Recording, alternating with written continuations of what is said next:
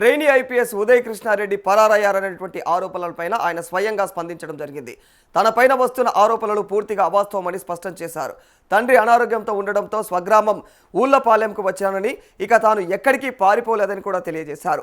న్యాయ వ్యవస్థ, పోలీసు వ్యవస్థలపైన పూర్తి నమ్మకంతోనే విచారణకు సహకరిస్తున్నానని కూడా తెలియజేశారు. కేసు ప్రస్తుతం కోర్టు పరిధిలో ఉన్నందున పూర్తి వివరాలు ఇంకా వెల్లడించలేనని, మరి చట్టపరమైనటువంటి ప్రక్రియలోనే తన నిర్దోషిత్వాన్ని నిరూపించుకుంటారని కూడా పేర్కొన్నారు. ఇక మరి తాను పూర్తి గ్రామీణ నేపథ్యం నుంచి వచ్చినటువంటి వ్యక్తినని, తన శాశ్వత చిరునామాకు ఎలాంటి నోటీసులు కూడా అందలేదని అయితే ఆయన వెల్లడించారు.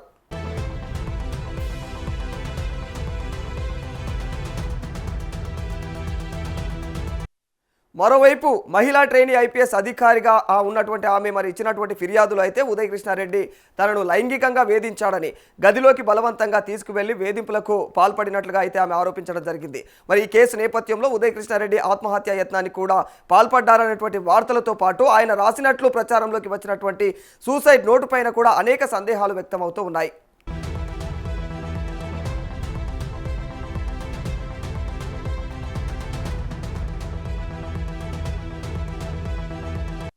ఇదే సమయంలో కోర్టు ఆదేశాల మేరకు ఆయనను అదుపులోకి తీసుకోవాల్సి ఉండగా తప్పించుకొని తిరుగుతూ ఉన్నారన్నటువంటి ఆరోపణలు అయితే వస్తూ ఉన్నాయి. మరి నోటీసులు పంపిన తర్వాత కనిపించకుండా ఎవరైతే అదే పోయాడని కూడా అయితే పోలీసులు పేర్కొంటా ఉన్నారు. అయితే ఈ ఆరోపణలన్నింటినీ కూడా ఉదయ్ కృష్ణారెడ్డి ఖండిస్తూ తాను పరారీలో లేనని, చట్టపరమైనటువంటి విచారణకు సహకరిస్తున్నానని కూడా స్పష్టం చేశారు.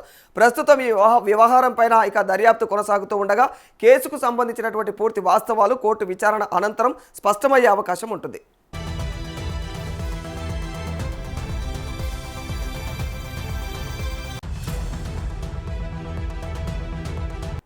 రైట్, మరి ఇదే అంశానికి సంబంధించి మరింత సమాచారం మా ప్రతినిధి ప్రభాకర్ అడిగి తెలుసుకుందాం. ప్రభాకర్, ట్రైనీ ఐపీఎస్ అధికారి ఉదయ్ కృష్ణారెడ్డి ప్రస్తుతం అయితే ఆయనకు సంబంధించి పోలీసులు ఏమో ఆయన తప్పించుకొని తిరుగుతున్నాడనే కోణంలో వాళ్ళు మాట్లాడుతూ ఉంటే, లేదు నేను ఇక నా స్వగ్రామంలో ఉన్నాను, నేను ఎక్కడికి పారిపోలేదు అన్న కోణంలో ఆయన మాట్లాడుతూ ఉన్నాడు. ఈ వ్యాఖ్యలను పోలీసు అధికారులు ఎలా చూస్తున్నారు? ప్రస్తుతం ఆయనను అరెస్ట్ చేసినట్టుగా కూడా తెలుస్తా ఉంది. దానికి సంబంధించినటువంటి అప్డేట్స్ ఏంటి ప్రభాకర్? అయితే రాధాకృష్ణ, ఈ ట్రైనీ ఐపీఎస్ అధికారి ఉదయ్ కృష్ణారెడ్డి కేసులో కూడా కీలక పరిణామం చోటు చేసుకుందని చెప్పుకోవచ్చు. రాధాకృష్ణ, గత 4 రోజులుగా గాలింపు చర్యలు చేపట్టినటువంటి పోలీసులు ఎట్టకేలకు మిర్యాలగూడలో కూడా ఆయనను అదుపులోకి తీసుకున్నట్టుగా తెలుస్తా ఉన్నది. అయితే ఆసుపత్రి నుంచి డిశ్చార్జ్ అయిన తర్వాత అజ్ఞాతంలోనికి వెళ్ళినటువంటి ఉదయ్ కృష్ణారెడ్డి కోసం ప్రత్యేక గాలింపు చర్యలు కూడా చేపట్టినట్టుగా తెలిసింది. అయితే తాజాగా ఆయనను మాత్రం మిర్యాలగూడలో ఉన్నట్టుగా గుర్తించి పోలీసులు అరెస్ట్ చేసినట్టుగా కూడా తెలుస్తా ఉంది. అయితే మహిళా ట్రైనీ ఐపీఎస్ అధికారి ఇచ్చినటువంటి లైంగిక వేధింపుల ఫిర్యాదు నేపథ్యంలో కూడా ఉదయ్ కృష్ణారెడ్డిపై కేసు నమోదైంది. సో ఈ క్రమంలోనే కోర్టు ఆదేశాల మేరకు ఆయనను అదుపులోకి తీసుకునేందుకు పోలీసులు ప్రయత్నించిన ఆసుపత్రి నుంచి తను డిశ్చార్జ్ అయిన తర్వాత కూడా కనిపించకుండా పోవడంతో 4 రోజులుగా కూడా విస్తృతంగా గాలింపు చర్యలు చేపట్టారు పోలీసులు. ఈ నేపథ్యంలోనే హైదరాబాద్ కు వస్తున్నటువంటి ఉదయ్ కృష్ణారెడ్డిని మిర్యాలగూడలో పోలీసులు అదుపులోకి తీసుకున్నట్టు కూడా తెలుస్తా ఉన్నది. అయితే ఇదిలా ఉంటే ఇటీవల తనపై వస్తున్నటువంటి పరారీ ఆరోపణలకు సంబంధించి కూడా ఉదయ్ కృష్ణారెడ్డి ఖండించినట్టుగా తెలుస్తా ఉన్నది.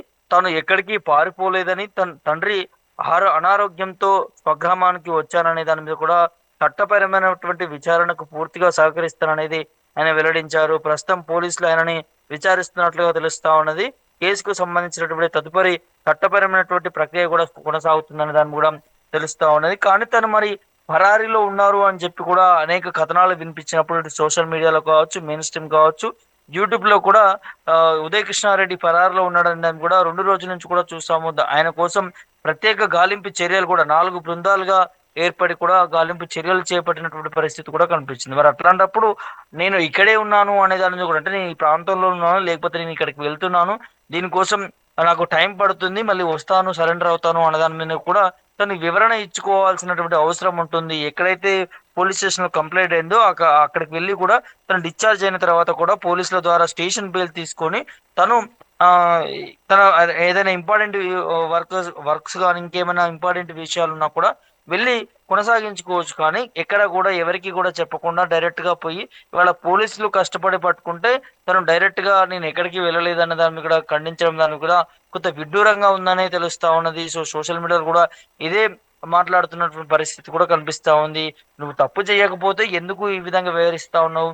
గతంలో అంటే కేసు ఫైల్ అయిన ఎమ్మటే కూడా రాత్రి సూసైడ్ చేసుకున్నాను దాన్ని కూడా తను సోషల్ మీడియా హ్యాండిల్లో కూడా ఇన్స్టాగ్రామ్ దాంట్లో కూడా తను పెట్టడం జరిగింది. సో మళ్ళీ దాంతో పాటు తను అక్కడ సూసైడే చేసుకోలేదనేది వైద్యులు కొంత నిర్ధారించినట్టుగా తెలుస్తా ఉంది. ఎక్కడ కూడా విష పదార్థాలు తన పొట్ట భాగంలో ఎక్కడ కూడా కనిపించలేదు అనేదాన్ని కూడా ఇటు వైద్యులు కూడా చెప్పినటువంటి పరిస్థితి కూడా కనిపించింది. ఫోరెన్సిక్ ఇన్వెస్టిగేషన్ లో కూడా అందులో కూడా కనిపించినటువంటి పరిస్థితి కూడా చూసాం మనం. సో అప్పుడు అలా చేశాడు, ఇప్పుడేమో చెప్పకుండా పరారులో ఉన్నారు.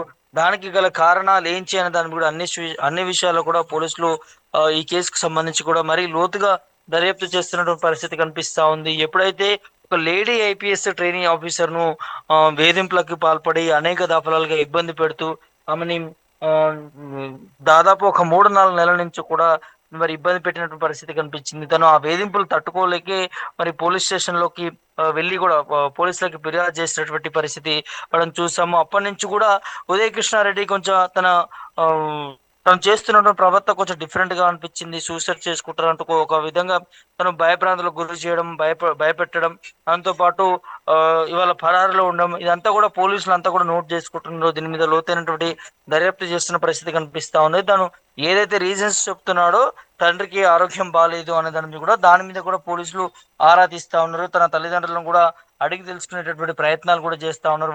వారిని కూడా విచారిస్తున్నట్టుగా కనిపిస్తా ఉన్నది. సో అన్ని కోణంలో కూడా ఈ కేసుకు సంబంధించి పూర్తి స్థాయిలో కూడా దర్యాప్తు కొనసాగుతున్నటువంటి పరిస్థితి కనిపిస్తా ఉన్నది. మరి కొద్ది రోజుల్లోనే 1-2 రోజుల్లోనే కోర్టు కూడా ప్రవేశపెడతామనేది తెలుస్తున్నది. సో ఈ ఆ, మహిళా ఐపీఎస్ అధికారి ఎవరైతే ఉన్నారో ట్రైనీ ఐపీఎస్ అధికారి వేధింపు కేసుకు సంబంధించి తను పక్కా ఎవిడెన్స్ అండ్ ప్రూఫ్స్ తోను కూడా పోలీసులకి కేసు ఫైల్ చేసిన పరిస్థితి, కంప్లైంట్ చేసినటువంటి పరిస్థితి మనం చూసాము. మరి తను కంప్లైంట్ చేసినటువంటి దాంట్లో కూడా ఫిర్యాదులో చూస్తుంటే కూడా సో తనని ప్రైవేట్ రూమ్ తీసుకెళ్లి అక్కడ జుట్టు పట్టుకొని కొట్టడం కావచ్చు, ఇష్టం వచ్చినట్టుగా బిహేవ్ చేయడం కావచ్చు, అదేవిధంగా తనని ప్రైవేట్ అంటే తన ఫోన్ తీసుకొని కూడా తన పాస్పోర్ట్ తీసి మరి తన ఫోన్ లో ప్రైవేట్ వీడియోలు తీయడము, చూపించడము, అట్లా తనని అనేక విధాలుగా వేధింపులకి పాల్పడినటువంటి పరిస్థితి కూడా చూసాము. సో దానికి సంబంధించినటువంటి అన్ని కూడా పోలీసులకి ఆధారాల రూపంలో కూడా ఫిర్యాదుదారులు ట్రైనీ ఐపీఎస్ ఆఫీసర్ కూడా పోలీసులకు ఇచ్చినట్టు కూడా తెలుస్తా ఉంది. సో అన్ని కోణంలో కూడా చేస్తా ఉన్నారు. 2 రోజుల నుంచి ఈ వేధింపులకు పాల్పడతా ఉన్నారు. సో ఏం జరిగింది, దీని వెనకాల ఏమున్నది అనే దాన్ని కూడా పూర్తి ఇన్వెస్టిగేషన్ అయిన తర్వాత కూడా తెలిసేటటువంటి అవకాశం ఉంటుంది. రాధాకృష్ణ, ప్రస్తుతం ఉదయ్ కృష్ణారెడ్డిని ఎక్కడికి తీసుకెళ్లారు, ఎక్కడ విచారిస్తా ఉన్నారు? ఇప్పటి వరకు పోలీసుల విచారణలో ఏమైనా కొత్త అప్డేట్స్ ఏమైనా బయటపడ్డాయా? అంటే అధికారికంగా ఇప్పటి వరకు ఉదయ్ కృష్ణారెడ్డిని ఏ ప్రాంతంలో విచారిస్తున్నారు అనే దాన్ని కూడా ఒక స్పష్టత మాత్రం రాలేదు రాధాకృష్ణ. తనని మిర్యాలగూడ ప్రాంతంలో కూడా అదుపులోకి తీసుకున్నట్టుగా తెలుస్తా ఉంది మిర్యాలగూడ పోలీసులు. సో అక్కడ నుంచి ఎస్ఓటి పోలీసులకు ఇన్ఫర్మేషన్ ఇచ్చారు. ఇక్కడ ఏదైతే పోలీస్ స్టేషన్ కంప్లైంట్ అయిందో ఆ పోలీసులు అప్పచెప్పడం కూడా జరిగినట్టుగా తెలుస్తా ఉంది.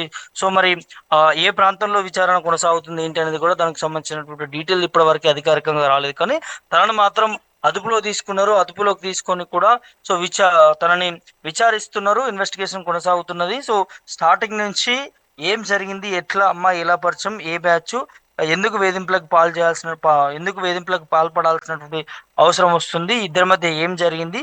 సో దాంతోపాటు ఈ ఉదయ్ కృష్ణారెడ్డికి సంబంధించినటువంటి మొబైల్ ను కూడా మరి ట్రేస్ అవుట్ చేసిరు. సో దాంట్లో కొంత డేటాను కూడా పరిశీలిస్తున్నట్టుగా తెలుస్తుంది. దాని ద్వారా కూడా కొన్ని ఆ ఆసక్తికర విషయాలు బయటపడుతున్నాయి అనే దాని మీద కూడా ఇంటెలిజెన్స్ ద్వారా కొంత సమాచారం అయితే అందుతా ఉన్నది. సో మరి అన్ని కోణాలలో కూడా పోలీసులు దీనికి సంబంధించినటువంటి పూర్తి స్థాయిలో కూడా ఇన్వెస్టిగేషన్ చేస్తా ఉన్నారు. సో ఎవరైతే కంప్లైంట్ చేసినటువంటి ఐపీఎస్ అధికారి ఎవరైతే ఉన్నారో ట్రైనింగ్ ఐపీఎస్ అధికారి, సో తనను కూడా విచారిస్తున్నట్టుగా తెలుస్తా ఉన్నది. ఈ కేసుకు సంబంధించి కూడా కంప్లైంట్ చేసిన తర్వాత కూడా మరికొన్ని ఆధారాలకు సంబంధించి కూడా అతను అంటే ఏ టైంలో పరిచయం అయింది, ఎట్లా పరిచయం అయ్యాడు, అదేవిధంగా ఏ విధంగా ఎందుకు వేధింపులకు పాల్పడుతున్నారు, ఇద్దరి మధ్య ఏం జరిగి ఉండవచ్చు ఏందనే దాన్ని కూడా అటు ఆ ఫిర్యాదుదారులు ట్రైనింగ్ ఐపీఎస్ అధికారిని కూడా అడిగి తెలుసుకుంటున్నారు. తనను కూడా విచారిస్తున్న పరిస్థితి కనిపిస్తా ఉంది. సో ఇవాళ రేపు ఖచ్చితంగా కోర్టులో ప్రొడ్యూస్ చేస్తారన్న దాన్ని కూడా ఒక వార్త అయితే వినిపిస్తా ఉంది. Radhakrishna, right, thank you Prabhakar. So ఇది ఓవరాల్గా ట్రైనీ ఐపీఎస్ అధికారి ఉదయ్ కృష్ణారెడ్డి కేసులో ఇలా రోజు రోజుకు ఇట్లా ఉత్కంఠభరితమైనటువంటి పరిణామాలు చోటు చేసుకుంటా ఉన్నాయి. అసలు ఉదయ్ కృష్ణారెడ్డి ఇక లేడు, ఆయన ఇక ఆత్మహత్య చేసుకున్నాడు, హాస్పిటల్లో ఉన్నాడు అన్న కోణంలో ఫస్ట్ వచ్చింది. ఆ తర్వాత ఉదయ్ కృష్ణారెడ్డి హాస్పిటల్ నుంచి కోలుకున్నాడు, అసలు విషమే తీసుకోలేడు, తన కడుపులో ఎలాంటి విష పదార్థాలు లేవని మాట్లాడారు. ఆ తర్వాత మరి పోలీసులు అక్కడ బందోబస్తు ఏర్పాటు చేసిరా లేదా తెలియదు, కానీ అక్కడి నుంచి ఉదయ్ కృష్ణారెడ్డి లేడు, ఆయన పరారీలో ఉన్నాడు అన్న కోణంలో పోలీసులు చెప్తా ఉన్నారు. ఇక మరి ఇదంతా పోలీసులకు తెలియకుండానే జరిగిందా అన్న కోణంలో కూడా మరి కొన్ని అనుమానాలు అయితే వ్యక్తం అవుతా ఉన్నాయి. ఇక ఆయననేమో నేను పరారు ఎక్కడ కాలేను అని ఆయన మాట్లాడుతూ ఉంటే పోలీసులు మాత్రం ఉదయ్ కృష్ణారెడ్డి లేడు, పరారీలో ఉన్నాడని మాట్లాడుతూ ఉన్నారు. మరి ఈ పరిణామాల మధ్య అయితే ప్రస్తుతం ఇక 4 రోజుల ఈ గాలింపు చర్యల్లో ప్రస్తుతం ఆయన ఎట్టకేలకు మిర్యాలగూడలో అయితే ఆయనను పోలీసులు అదుపులోకి తీసుకున్నారు. ఇక అక్కడి నుంచి ఇక డైరెక్ట్గా అయితే ఆయనను మరి పిఎస్కు తరలించడం కూడా జరిగింది. అయితే మరి ఈ వ్యవహారంలో తాజాగా ఆయనను మరి విచారణ చేపట్టారు కాబట్టి ఈ విచారణలో ఎలాంటి విషయాలు బయటపడతాయనేది ఇక బయటపడ్డ తర్వాతనే ఈ కేసు పరిణామాలు ఎలా ఉండబోతాయి అనేది మాత్రం ముందు వేచి చూడాల్సిందే.